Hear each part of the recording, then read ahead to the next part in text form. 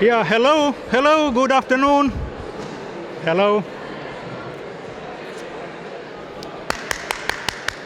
So, may I get your attention, ladies and gentlemen, colleagues and friends.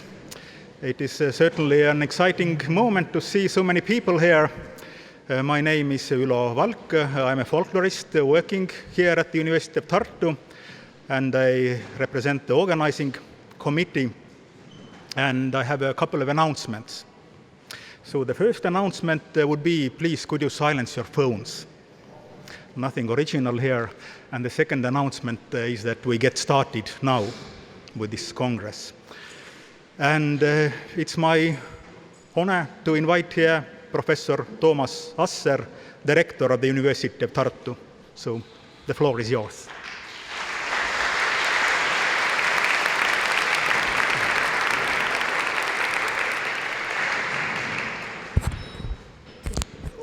Dear colleagues, the guests, ladies and gentlemen, on behalf of the University of Tartu, it's really my great pleasure to warmly welcome to the 17th Annual Conference of European Association of Study of Religions. I'm deeply touched. I'm pleased to extend a very warm welcome to all of this international community. The period when the University of Tartu, or it was called Academia Gustaviana at that time, when it was founded, the pivotal in the history of religion. In the 1632, the year of opening Academia Gustaviana here in Tartu, Galileo Galilei, he published his major work, which brought him, by the way, before the Roman Inquisition. Many other great figures who have influenced our perception of the world lived at the same time, in the same period, like, for example, René Descartes, Thomas Hobbes, and Isaac Newton, many others. So the study of religions has always been one of the cornerstones of the University of Tartu. No matter how religious or secular our society, or how much university education has changed over centuries. Even in the society which has become seemingly lukewarm towards religion, one has to admit that religion is the foundation of every culture. Knowing different cultures and also different religions helps to avoid unnecessary misunderstandings and conflicts which weaken social cohesion. In an open world where cultural and religious diversity is ever growing, people are understandably anxious and insecure because our evolutionary defense mechanisms, so they make us afraid of and fight against anything that is different from our own norm. Knowledge of other religions is particularly important in the education system, and to avoid the encapsulation of the different social groups in this broad global village we live in. It is true that knowledge does not guarantee tolerance, but it definitely increases it. By the way, last December, the University of Tartu award for contribution to Estonian national identity was granted to translator and theologian Professor Emeritus Kalle Kasemaa. I guess that quite many of you may know him personally even. He is a living example how the study and communication of the language and culture of other nations to Estonian reader broadens our worldview, and thereby also strengthens and consolidates the fundamental values of the Estonian society. So Kalle has done it really in a very delightful way, bringing foreign cultures closer and making them more understandable to us, while also setting an example for other researchers of religion. The focus of your today's conference, as it's named, Continuations and Disruptions in Religion, this is in particularly exciting topic, because without knowing the past, probably we cannot know the deeper layers of the present. So I wish you eagerness in exploring the underlying layers of the culture and communicating them to the public. So, thank you.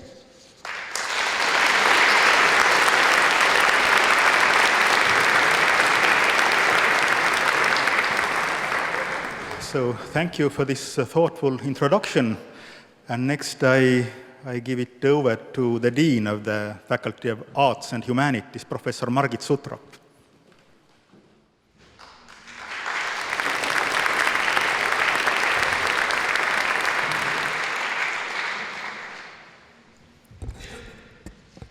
Dear guests and colleagues, dear Rector, I have a great pleasure to say in the name of the Faculty of Arts and Humanities a very, very warm welcome to all of you. And I'm really very glad to see you all here from more than 60 countries and having almost, I heard, 660 participants. It's really a great honor to host this conference. And please, first let me say a warm thank you and express my gratitude to the European Association for the Study of Religions for your trust, and to the organizers for making this event happening. One of the topics of this conference is how to make sense of the continuities and disruptions in the history of religious studies. This is very inspiring. When I read it from your call of the conference, I thought that you could not have chosen a better place for doing this kind of reflection. Let me say why. Firstly, I think it is very important to think also about institutional interruptions. As you know, Tartu University was founded in 1632 by the Swedish king Gustav Adolf, and then it had 4 faculties. One of them was the Faculty of Law, which is one of the Faculty of Theology, which is one of the organizers of this conference. But during the Soviet times, actually this faculty was not existing. In 1940, the Soviet rulers closed the faculty, and it was reopened in 1991 when Estonia became independent again. We are very thankful to everybody who helped us to restore this faculty, mainly with the German help, but many of the international colleagues also came, sent their professors, sent books, and helped to institutionalize theological studies, religious studies again. And then the other organizer of the conference is the department, the Institute of Cultural Studies, which is having folkloristics also as a very important part of it. And folkloristics is an example of continuation. Actually, it has been, it started in 1919 when we had a pleasure to open here Estonian-speaking university. We are celebrating this year 100 years of Estonian-speaking university. And then the scholar from Baltic German origin, Walter Andersson, was helping the folklorist to start this very important subject here in Estonia. And this year we are having a big conference also to celebrate the 100th birthday of folkloristics in Tartu University. So these two specialities, two disciplines, folkloristics and theology, are part of our faculty. Now in a bigger unit, Faculty of Arts and Humanities. And we also are having philosophers. My background is philosophy, and we are having a lot of different disciplines, also historians and philologists working together with theologists and folkloristics people. So we are cooperating, and this conference, as I understand, is also a very interdisciplinary event. Now, my second reason why I think this is a good place. Because Tartu University, because of being relatively small, has always been a good place where different disciplines talk to each other. I know from traveling abroad and working in different universities that this is not always the case, that different disciplines try to cooperate, and I know that this is sometimes very demanding task, and also for the conference to understand the different perspectives, to understand the concepts, to talk to each other. It's not an easy task. I'm myself working on a project that is called Disagreements, and we are working on philosophical, religious disagreements, disagreements in science, in everyday life, and this is my second point that I want to stress. I read in your abstract of the conference that you were saying our conceptual tools, theoretical frameworks, methodologies, and even the category of religion have been changing. Is it necessary to strive for unity in the discipline, or rather celebrate the pluralism in the study of religions? This is what is also your task here during this conference. I think I have a lot of empathy with this kind of very demanding task to answer the question whether unity is better than just existing next to each other. There are clearly a lot of disagreements, and I think our whole world and our whole life is full of disagreements. People agree and disagree about a lot of things. What happens around them, what to do, matters of taste, and more generally, worldviews, religious beliefs, values, policies, theories, philosophies. And in contrast to traditional societies, modern pluralist societies can no longer take agreements for granted. On a societal level, my colleague Bert Godin has said, it almost seems as if dissent with regard to moral and religious questions is quite normal, while moral consensus represents an exceptional phenomenon. It seems to be obvious why we should deal with both moral and religious disagreements. In consequentialist terms, disagreements may lead to escalation or conflicts, or even violence. On the other hand, it is usually assumed that agreements bring about improved cooperation and trust. And I think it is very true about the religious disagreements as well. We know there have been sometimes more wars, not between believers and atheists, but between those who represent different religions. So we have to work for peace. And what about religious disagreements? We can say that the domain of religious inquiry is characterized by pervasive and seemingly intractable disagreement. Whatever stance one takes on central religious questions, for example, whether God exists, what the nature of God might be, whether the world has a purpose, whether there is life beyond death, one will stand opposed to a large contingent of highly informed and intelligent thinkers who just disagree. The fact of extensive religious disagreement raises several also distinct philosophical questions that also I have been very interested in. One of them also arises within the context of political philosophy. May religious conceptions of the good and the right legitimately ground one's political conceptions of the good and the right, legitimately ground they are ground one's political convictions in a pluralistic society marked by diverse and often conflicting religious convictions. Reflecting on the epistemic challenge posed by religious disagreement readily leads one to the questions concerning the epistemic significance of disagreement in general, religious or otherwise. One might think that religious disagreement does not raise any distinctive epistemological questions beyond those that are addressed in a more general work on disagreement. But however, actually we see that this is not the case. These features include the lack of agreement on what skills, virtues, and qualifications are most important for accessing the questions under dispute. The fact that many of the disputed beliefs are arguably epistemically fundamental, the significant evidential weight that is assigned to private experiences, and the prominence of practical or pragmatic considerations in the justifications offered for opposing viewpoints.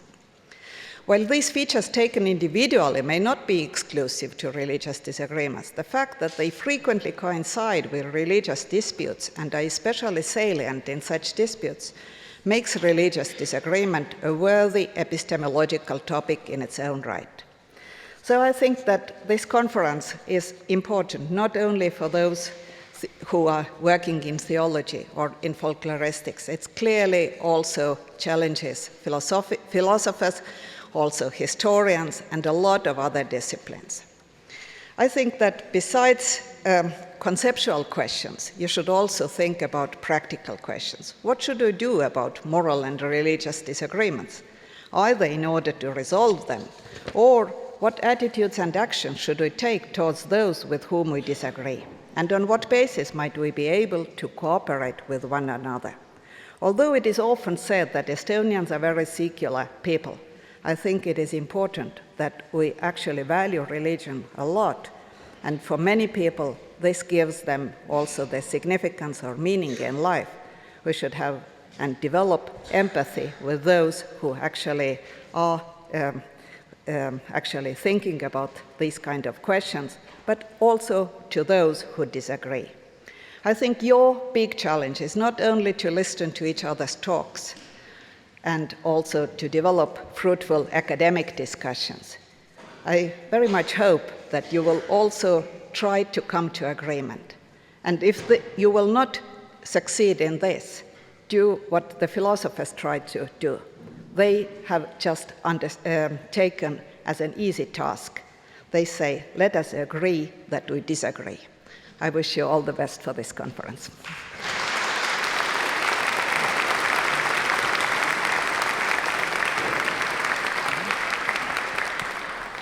Well, thank you for looking into history, and thanks for these insightful philosophical and epistemological comments. And we continue with speeches. So the next speaker is President of the European Association for the Study of Religions, Professor Einar Thomassen.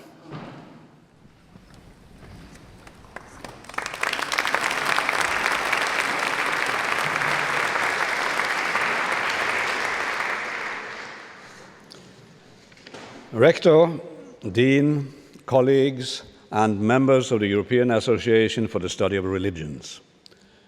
Welcome to the 17th Annual Conference of the EASR. It is a true pleasure to see that so many of you have made your way to Tartu. In fact, you are making this our largest conference ever. The final program contains more than 600 papers. I have also been informed that there are participants from nearly 50 countries, or maybe even 60 or more. I'm not quite sure. In any case, this means that scholars from all over the world find this European event an attractive forum where they can present and discuss their research in the study of religions.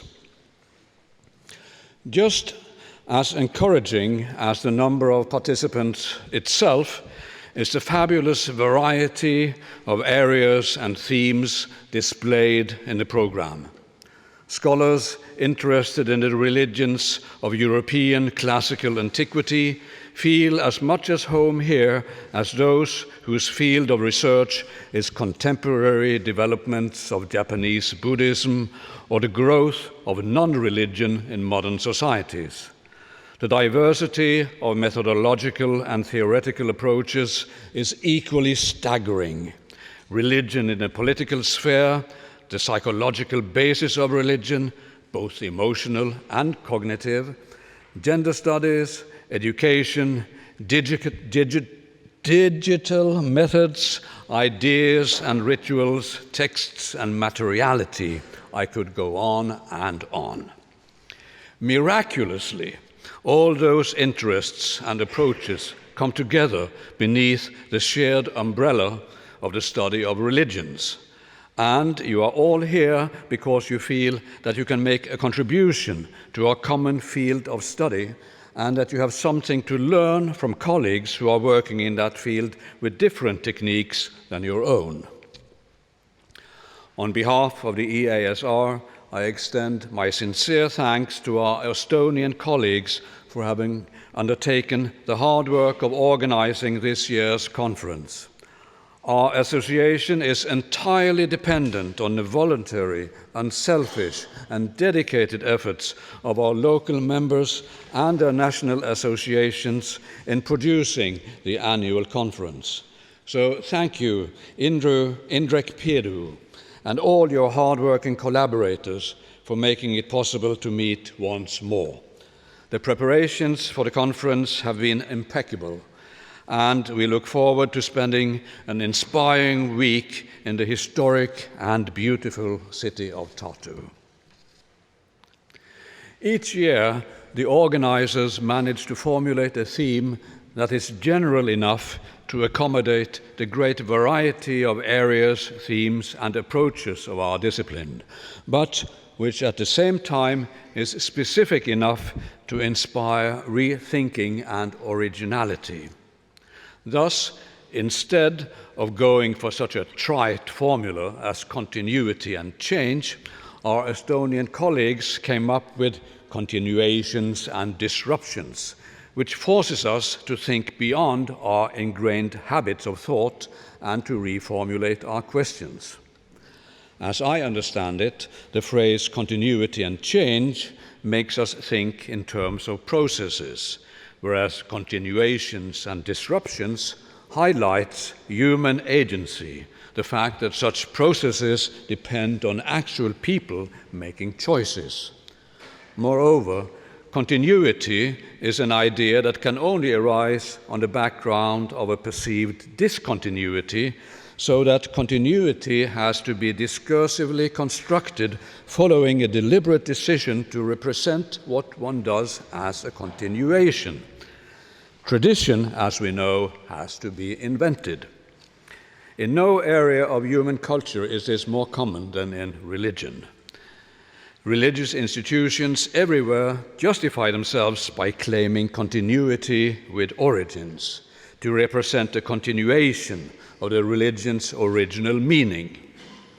If there is disruption in religion, on the other hand, this rarely takes the form of a radical denial of all previous religion, but is nearly always presented as a return to the origins. It represents, in other words, an alternative and competing continuation. This is true not only of reformist movements within the religious traditions, but also of so-called new religions, which regularly present themselves as heirs to a primordial source or a perennial tradition of wisdom.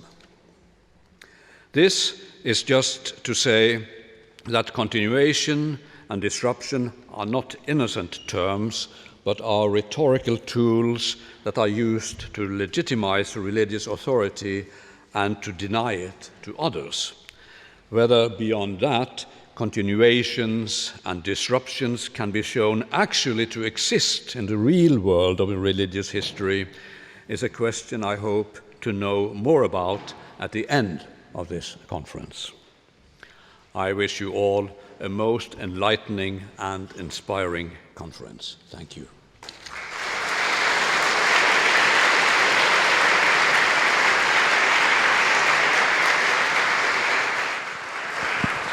Yeah, thank you. We are certainly happy here to represent the continuity of this conference, to be the 17th conference in the row, and no doubt that next year we shall meet in some other place. But now I have the honor and pleasure to invite here the president of the International Association for the History of Religions, Professor Tim Jensen.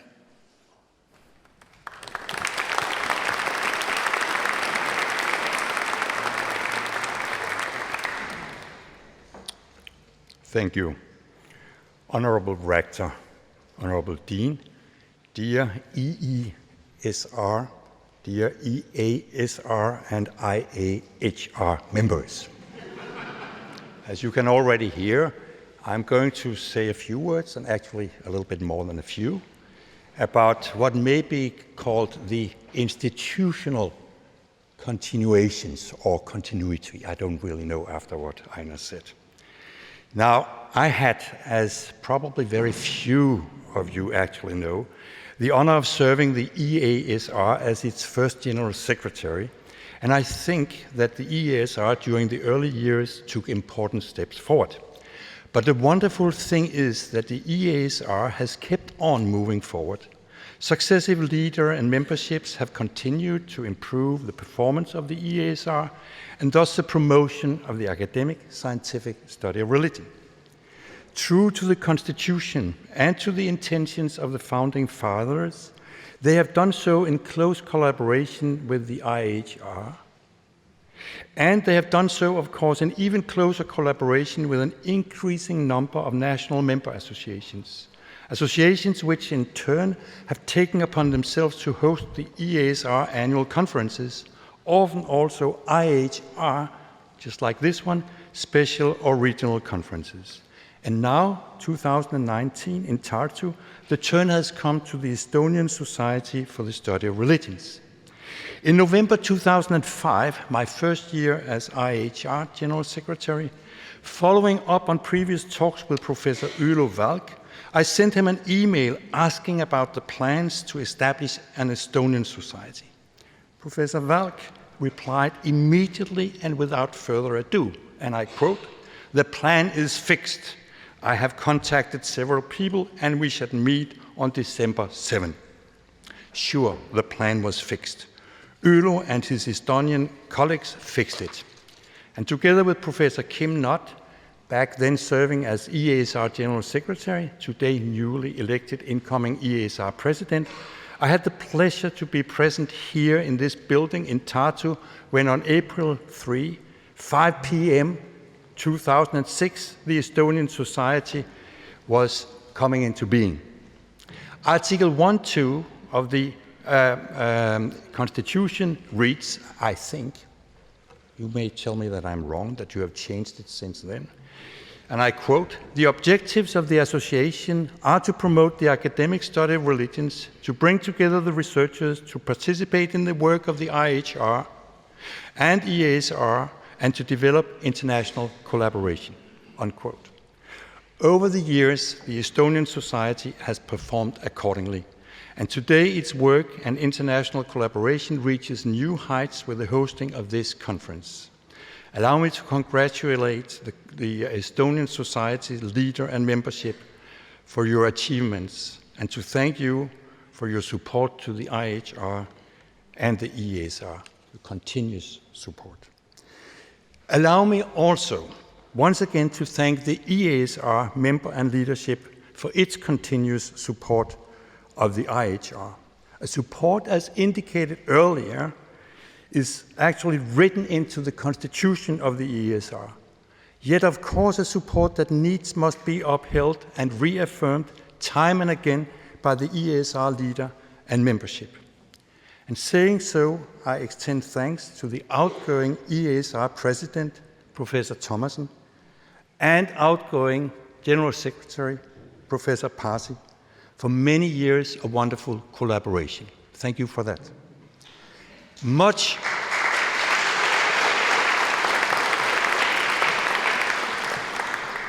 of such collaboration, including some of the long discussions and measures taken to meet the challenge constituted by the establishment of the so-called European Academy of Religion, takes place behind the scenes. One measure taken, however, took place on the scene, visible and well known to those watching, namely the joint statement issued by the IHR and EASR presidents. Now, I have, of course, with interest, noticed reactions to this statement, and it was thus also interesting to see that Leonardo Ambasciano, in a recent publication, called The Unnatural History of Religions, mentions the EASR response to the European Academy of Religion and also quotes part of the joint statement. He does so in an epilogue with a pessimistic, to put it mildly, title, The Night of Pseudoscience. Allow me to quote a part of what he writes, and I quote, "When the watchmen who should preside over the reliability of the scientific process are themselves influenced by those biases, who is going to watch over them? For instance, the recently launched European Academy of Religion, an academic association strongly inclined to provide a religion-friendly, interfaith ecumenical dialogue, whose first conference prompted almost immediately an extremely critical joint statement by the presidents of the IHR and the EASR. In their declaration, these associations denounced the confessional nature of the European Academy of Religion." And then he quotes from the statement, "and so do I." An attempt to divert the perception of the study of religion in the public sphere, as well as its sources of funding, in a direction that is detrimental to the study of religions as an academically rigorous field of research, as well as to the pursuit of unbiased knowledge about religions, which is needed if the challenges of contemporary societies, as well as their historical roots, are to be correctly understood," unquote. And then Ambasciano continues, and then I quote him, "The paradoxical fact that such associations are to a large extent dominated by a fideistic, spiritual, emic perspective is another matter of confusion," unquote. Now, I have no intention whatsoever of offering here a fair review of the book in total. And I do admit that my reading of these paragraphs are influenced by my dedication during 2 decades, first to the EASR and then to the IHR. I'm not unbiased in this respect. I also read the passages in the light of the author's criticism of the history of religions, including a certain part of the history of religions as it has shown within the history of the IHR, for having gone down a wrong phenomenology of religion road, and for being, to put it shortly, too heavily affected by what the author calls the Eliade effect. Admitting this, I do, though, hear in what I have quoted also, the author saying that the IHR and the EASR are poor watchmen. And they are poor watchmen because they are influenced, not to say infected, by the very biases they criticize when, for instance, they denounce the European Academy of Religion. I furthermore am tempted to think that the author may also think so because Thomassen and I, in the piece just quoted, wrote that, and I quote, "unbiased knowledge about religions is needed if the challenges of contemporary societies, as well as their historical roots, are to be correctly understood," unquote. Or to put it differently, because we wrote that science and the scientific study of religion is valuable, and that the scientifically produced knowledge about religion may also be of value in and for society at large. If I try hard to read the author with more trust than suspicion, he may primarily maybe be saying that outsiders to the academic scientific study of religion cannot tell the difference between associations such as the IHR, the EASR, and the European Academy of Religion. Well, whatever reading may be the correct, I think the paragraphs may leave the reader in doubt as to whether there is a difference. I therefore have to take this opportunity, now that so many are gathered here, also so many young scholars who may not know about the history, the IHR, the EASR, to say very loudly, there is a difference. There is a big difference. I can tell the difference, and I hope that the participants to this conference can so too. Indeed, if the IHR at times actually have been close to going in the directions criticized by Ambasciano, there have most certainly also been some watchmen watching and warning. And though the IHR General Secretary Verblovsky maybe is the most famous of these watchmen, Then the Vablovsky-Marburg 1960 statement has beyond a doubt been a leading star for the IHR leadership ever since. I find it very important to state this here, and I want to encourage all the members of the IHR, the EASR, etc., to read the 2016 Brill publication on the IHR Newman dedicated to Vablovsky. It does not bypass in silence past and present weaknesses, but it certainly does document the strength also of the IHR. Moreover, and I find this important too these days, what Thomassen and I said about the potential value of scientifically based knowledge of religion, also for society at large, is not equal to compromising or contaminating the scientific study of religion. And it is not, for instance, at variance with the final sentence in the IHR Constitution where it says that, quote, the IHR is not a forum for confessional, apologetical, or other similar concerns, unquote. I'm confident that this very conference here in Tartu will prove that there is a visible difference between the IHR and the EASR on the one hand, and the European Academy of Religion on the other. And it's a difference that makes a difference, and one that will prove that the author that I have quoted is wrong, if, that is, I have read him right, at least in this regard. And thus maybe also it may relieve him at least of a bit of his anguish, because he's really worried. And I think that's really extremely, that's worth all the respect. If the world and Europe is heading towards what Ambasciano terms the night of pseudoscience, I think he can rest assured the IHR and the EASR will not go gently into that good night. So, thanks then again to the organizers, Inter alia, Indrek Pidou, who has also helped me for many months, and to the outgoing EASR leadership, Thomassen and Pasi. Though not taking office until January 2020, I also want to extend congratulations to the newly elected EASR officers. The IHR looks forward to continuous collaboration. Last but not least, thanks and welcome to all participants, members to the three mentioned associations. Please continue to support the interconnected and collaborating national, regional and international societies, striving to make sure that there will be no going gently into the night of pseudoscience. Please continue doing so also by way of next year going to not Jerusalem, no, but Otago, New Zealand. Thanks to the constitution of the EASR and the leadership of the EASR, there is no EASR conference in 2020 when the IHR holds its World Congress. Thus, you all simply have to go to New Zealand to meet again. I know it's a long way to go, at least for most people outside of New Zealand. I also know that going there cannot be done in a very climate-friendly way, and that it takes both time and money. But please go.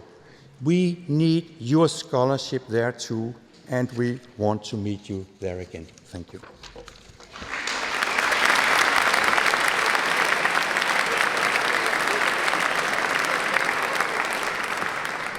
So thank you for reminding us of the history, for your methodological advice concerning the scholarship, and for the invitation to New Zealand. We'll do our best to be there. And as regards the historical part of your talk, I should say that your personal role, Tim, was very important when we got started, the Estonian Society for the Study of Religion. And I should mention that there were 3 countries who offered us inspiration and support: Denmark, Finland, and United Kingdom. But of course, it's a long story, and we continue now with the last, this festive speech. And I invite Professor Madis Arukask, the president of the Estonian Society for the Study of Religion.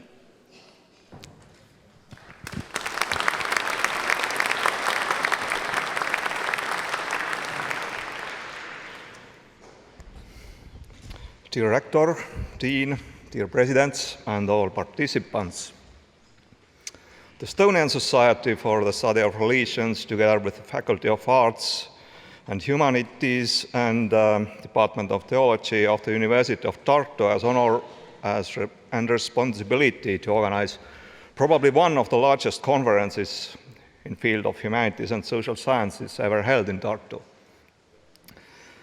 The university here has been the center of Estonian academic life for centuries, and our cooperation with it has been very close since 2006, when our society was established. Hence, the organization of this conference together with the university is very expected and logical for us. Our academic society brings together more than 60 Estonian scholars from a wide variety of disciplines, from researchers of ancient religions to students of new spirituality, from folklorists to archaeologists, and so on. In addition to work narrowly in separate disciplines, we, in cooperation with the Estonian Academy of Sciences, also have a wider function in the Estonian public life, that is to speak about religions and religiosity in a language what is understood by people. I believe that all of us, every national association, in its activity reflects unavoidably its society, faiths, beliefs, patterns of thinking about religiosity that exist in one or another country. Estonia is said to be one of the most secular countries in the world, if taking it in the monotheist way, as a faith in God, as it has been typical for Europe through centuries. At the same time, in the real life, the Estonian people cannot be simply considered non-religious. Nevertheless, during the last century, the skill, readiness, the vocabulary to speak about religion and religiosity in a common way somehow has been lost in the Estonian society. Thus, the social importance of our academic work, that all we must do is to create understanding and build bridges in the increasingly fragmentizing modern societies, to introduce and give sense to religions through exploratory prism from the position that science used to have in the world today. When talking about disruptions, we still have to keep in mind that modern media and the more and more efficient technological tools are actually no guarantee for greater coherence between people. The humanities and social sciences must again and again remind to the technicist world that we have something humanly specific inside, that we have not yet become machines or parts of machinery. Religions are something very human, and every religion has also its unique experience, just as every culture, language, nation does itself. To keep the world in order and sane, we need to learn more and more about the unique features that different religions contain and involve. Unity and continuity are undoubtedly impossible through unification. But in the fact that even the most marginal experience has its place in the big picture, that without it, the whole can become incomplete and disintegrate. Dear friends, outside the academic plan of our conference, I believe that during these days, and also before or after, you will have time to look around at Tartu and Estonia. But we can never guarantee here at the shores of the Baltic Sea the stable weather, it's changing as our history has been. However, you know that this week we will not have to stay only in the auditoriums, but can exchange ideas also in other places, because it is a conference. And as all of you perfectly know, organizers do not make a conference. Organizers are organizing things, but the conference is actually made by all of us, participants, people. So I'm very grateful that you came here to make this conference, to celebrate this event, and I wish you beautiful days here in Tartu. Enjoy the conference. Thank you.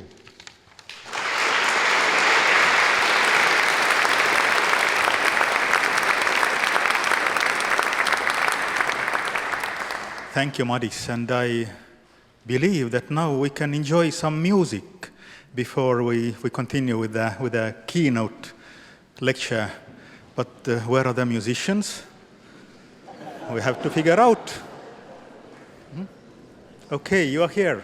So the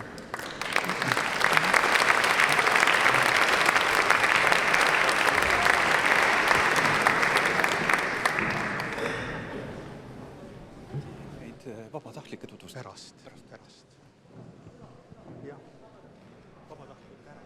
So, hello everybody. So we are ensemble Triskele. Our main field of interest has been religious folk music. And today we perform a couple of Estonian folk hymns just to celebrate the very beginning of this huge conference. And these melodies have been written down as pieces of folklore, but these texts come from Lutheran hymnal, as Estonia has been, since very recent time, mostly a Lutheran country, Protestant country. And we will just sing you some songs, three songs. They are all in South Estonian dialect. And they all fit well to the beginning of something.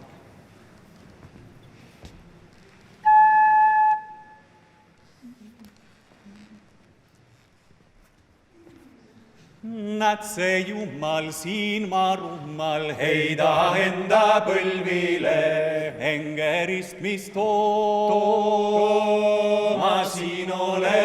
Lassen löydä, miinus kes ma patane.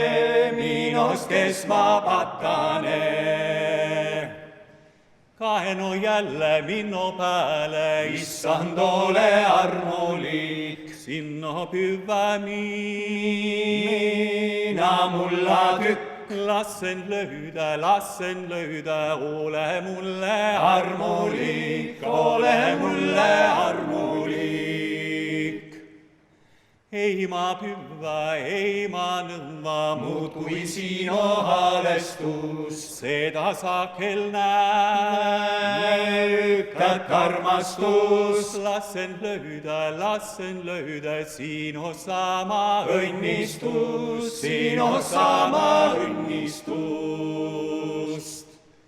Taiva selgus, henge valgus, ilma süüta voonaken. Hammanen käy pootsma peijoken. Lassen löydä, väkev jummaline min. Issand kuule, kui muule valusaste laulva sul. Alandusen käib mu matal hääl. Lassen löydä, Jeesust immostab mu meel. Tühi kära ilmavara, liha himmo aunik lust. Saadab mulle vallu kannatus. Lassen löydä, anna õiget valmistust.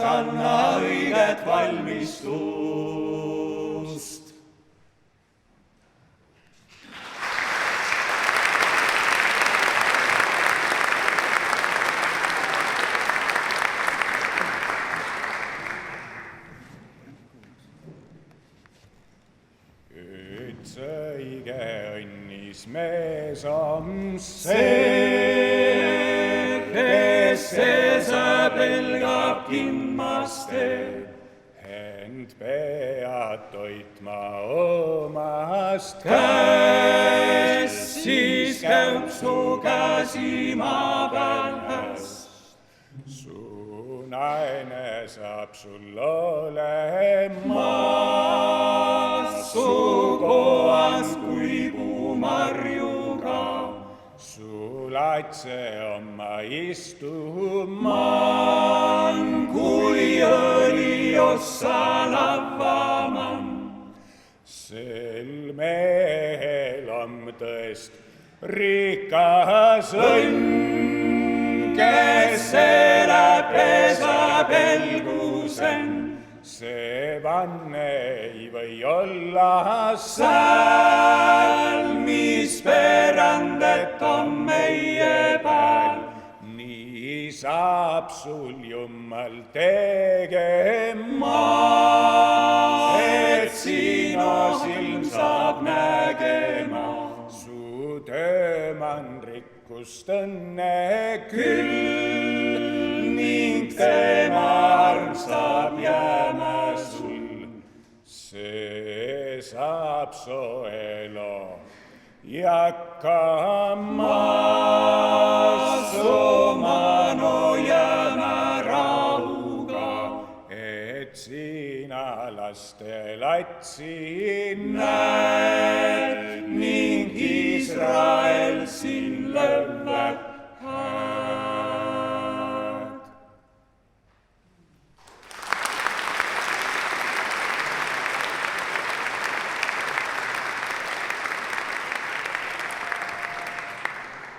Võimust võtnu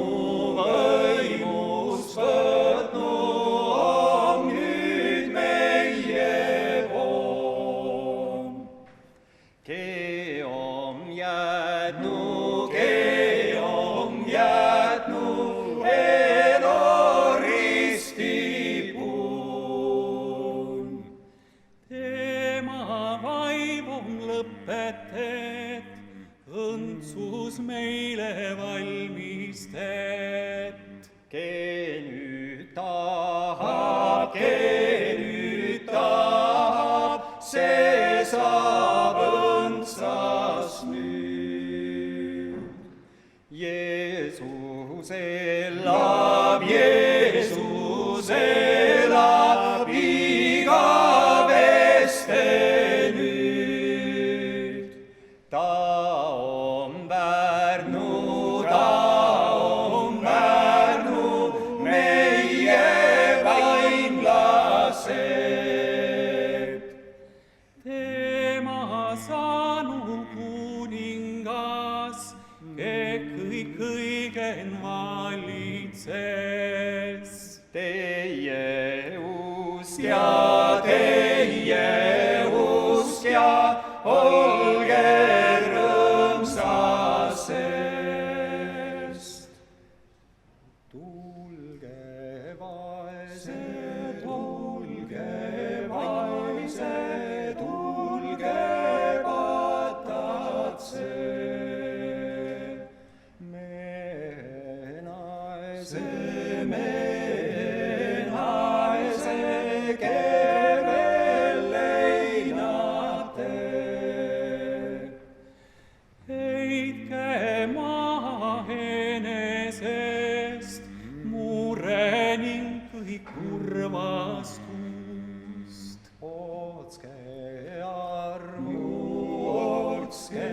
armu oma hengele.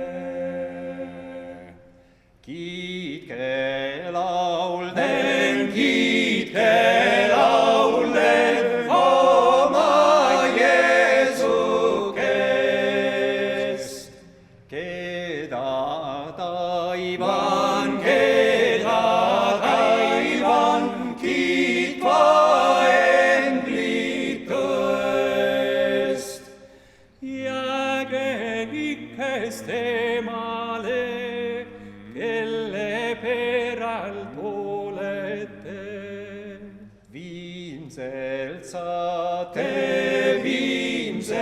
saate te